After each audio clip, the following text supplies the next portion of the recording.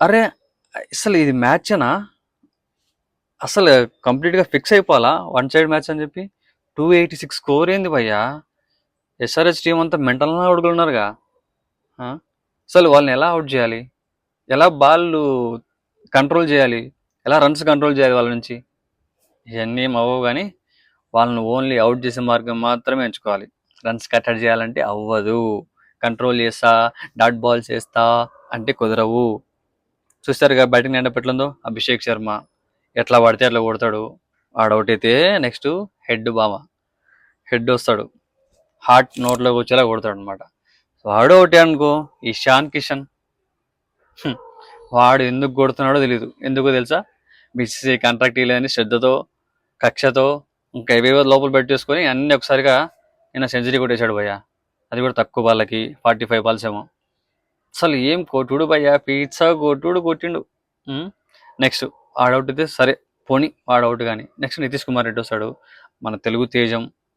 మంచి కన్సిస్టెంట్, మంచి కంట్రోల్ ఉన్న ప్లేయరు, హిట్టింగ్ చేయగలడు, చూసి ఆడగలడు, రెండు విధాలుగా ఆడగలడు. So he is also fine. కుక్కను కొన్నాడు కొడతాడు అవకాశం దొరికితే. సో వీళ్ళందరినీ తప్పించి పక్కన పెడదాం. లాస్ట్కి కాటేరమ్మ కొడుకు మన హెన్రిచ్ క్లాస్ అని వస్తాడయ్యా. బాల్ చూస్తే వెర్రి అనమాట ఆయనకి, ఇంకా స్పిన్ చూస్తే పిచ్చే.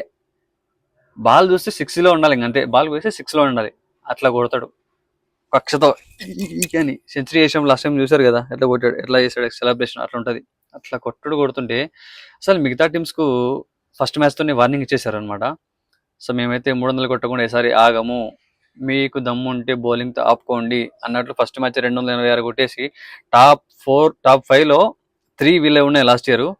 287 సంథింగ్ ఫస్ట్ హైయెస్ట్. తర్వాత ఈ ఇయర్ ఆర్సీబీ టాప్ 5లో ఉంటే అది కూడా కిందికి వచ్చేసి ఇది మళ్ళీ సెకండ్ ప్లేస్లోకి ఇదే వెళ్ళిపోయింది అనమాట. 287, 286 టాప్ 5లో 4 వీళ్ళే ఉన్నాయి హైయెస్ట్ రన్స్. ఇంకా ఏంది, ఇంకా మిగతా టీంలకి ఏం అవకాశం ఉంది భయ్యా? బౌలింగ్ వేసా, బ్యాటింగ్ ఆడా, మిగతా టీంలో ఎందుకు? కాకపోతే తీసుకుని వెళ్ళిపోండి భయ్యా మీరు, మిగతా వాళ్ళు ఆడద్దులే. కానీ రాజస్థాన్ వాళ్ళు కూడా బాగా పోరాడినారు. శాంసన్ కానీ ఒక్కొక్కరు, అంటే మన శుభం దూబే కానీ బాగా ఆడారు, లాస్ట్ వరకు లాక్కొచ్చారు మ్యాచ్ని అయితే. బట్ నో యూజ్ అనమాట. ఫైన్, బౌలింగ్లోనే కంట్రోల్ చేసిన వాళ్ళు వికెట్లు తీసి, బ్యాటింగ్లో ఏం చేయలేము ఇంకా.